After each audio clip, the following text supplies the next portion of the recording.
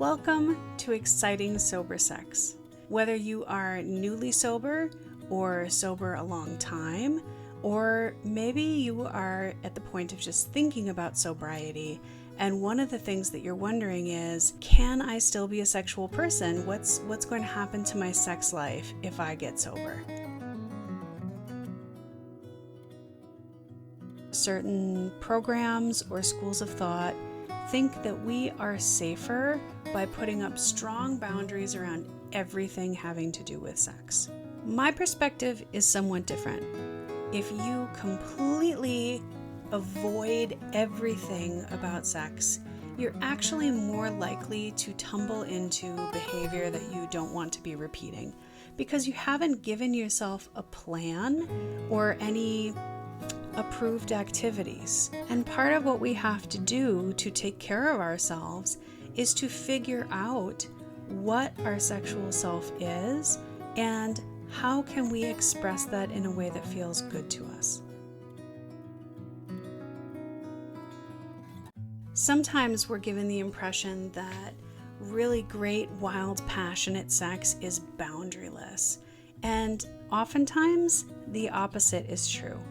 When people understand their own boundaries, that's when it's often easier for people to let go and have the kind of sex that they want to have. I keep thinking about like bumper bowling, right? Like you've got this lane and you've got bumpers on either side. Those are your boundaries. And you feel good wherever the ball goes in that lane. And you also know it's not going to bounce out. It's not going to end up in the gutter. You're not going to be left picking up the pieces from that because you've got your boundaries in place. So there's a certain sense of freedom to that. If there are specific sexual behaviors that trigger you, you're going to need to think about, okay, are those things that I just don't want to do right now? Like they weren't that much fun for me anyway. I don't think I'm going to miss them. I'll just take those behaviors off the table and do other things. Or are you looking at those and going, I would really like to be able to do some of those things again. Those are important to my sexuality. And if so, then you need to think about what are the best ways to try to do some of these things in a way that might be less triggering.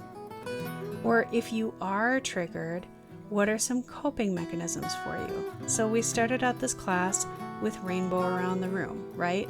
So let's do one more. There are so many things that may end up on your sexual safety plan that will help you think through, what would I do in this situation? And that's really one of the best parts about creating one of these plans is you're exploring the what ifs. So with this class, I've included my instructions for creating a sexual safety map so that you can give it a try.